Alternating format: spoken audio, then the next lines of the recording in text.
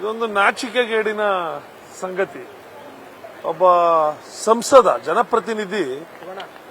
ಜನಪ್ರತಿನಿಧಿ ಆಗಿರ್ತಕ್ಕಂಥವನು ತಪ್ಪು ಮಾಡಿದ ನಂತರ 33 ದಿನಗಳ ಕಾಲ ದೇಶದಿಂದ ಹೊರಗಡೆ ಹೋಗ್ತಾನೆ. ಅದು ಏನು ಒಬ್ಬ ಸಾಮಾನ್ಯ ಕುಟುಂಬದಿಂದ ಬಂದಿರತಕ್ಕಂಥವರು ಸಂಸದನಾಗಿರ್ತಕ್ಕಂಥವನಲ್ಲ. ಒಂದು ರಾಜಕೀಯ ಹಿನ್ನೆಲೆ ಇರತಕ್ಕಂಥವನು, ಈ ದೇಶದ ಪ್ರಧಾನಮಂತ್ರಿ ಆಗಿದಂತ ಕುಟುಂಬ, ಮುಖ್ಯಮಂತ್ರಿ ಆಗಿದಂತ ಕುಟುಂಬ, ಶಾಸಕರಿರ್ತಕ್ಕಂಥ ಕುಟುಂಬ, ಮಂತ್ರಿಗಳಾಗಿರ್ತಕ್ಕಂಥ ತಂದೆನ ಮಂತ್ರಿ ಆಗಿರ್ತಕ್ಕಂಥವನು, ಅಂತ ಒಂದು ರಾಜಕೀಯ ಹಿನ್ನೆಲೆಯಲ್ಲಿ ಹೊಂದಿರತಕ್ಕಂಥ ವ್ಯಕ್ತಿ ದೇಶ ಬಿಟ್ಟು ಏಕಾಏಕಿ ಪರಾರಿ ಆಗ್ತಾನೆ. ಇನ್ನು ಕೆಲವೇ ದಿನಗಳಲ್ಲಿ ರಿಸಲ್ಟ್ ಬಂದ ಮೇಲೆ ಪಾಸ್ಪೋರ್ಟ್ನ ಅವಧಿ ಮುಗೀತದೆ, ಲುಕ್ಔಟ್ ನೋಟಿಸ್ ಜಾರಿ ಆಗ್ತದೆ.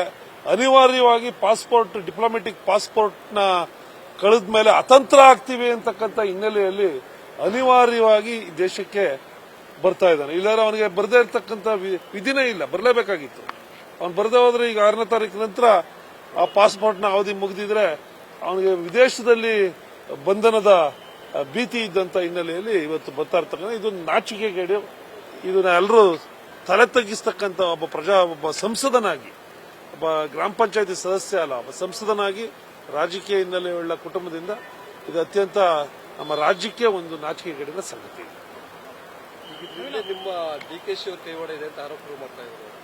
ಇವತ್ತೇನೋ ಪೂಜೆ ಬೇರೆ ಮಾಡಿಸ್ತಾ ಇದ್ದಾರೆ ಅಂದ್ಬಿಟ್ಟು ನಿಮ್ಮ ಡಿಕೆ ಶಿವಕುಮಾರ್ ಅವರೇ ಒಂದು ಹೇಳಿಕೆಯನ್ನು ಕೊಟ್ಟಿದ್ದಾರೆ.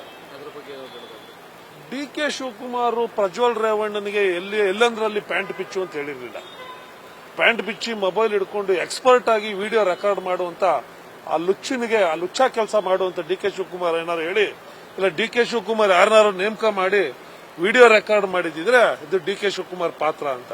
ಇವನು ಒಬ್ಬ ಜವಾಬ್ದಾರಿಯಾಗಿ ಸಂಸದನಾಗಿ ಕೆಲಸ ಮಾಡಬೇಕಾಗಿರ್ತಕ್ಕಂಥವನು. ಅವ್ರ ಕುಟುಂಬಸ್ಥರು ಹಿರಿಯರಿಂದ ಸರಿಯಾಗಿ ಮಾರ್ಗದರ್ಶನ ಕೊಟ್ಟಿದ್ದಿದ್ರೆ, ಅವನಿಗೆ ಸರಿಯಾಗಿ ಮಾರ್ಗದರ್ಶನ ತಗೊಂಡಿದ್ರೆ ಅವನ ಕಚ್ಚೆ ಬಿಗಿಯಾಗಿ ಇಟ್ಕೊಳ್ಳೋದನ್ನ ಶಿವಕುಮಾರ್ ಬಗ್ಗೆ ಮಾತಾಡತಕ್ಕಂಥ ತಕ್ಕಂಥದ್ದು ಸರಿಯಲ್ಲ. ಅವ್ರ ಘನತೆಗೆ ತಡ್ಕೊಳ್ತಕ್ಕಂಥದ್ದಲ್ಲ.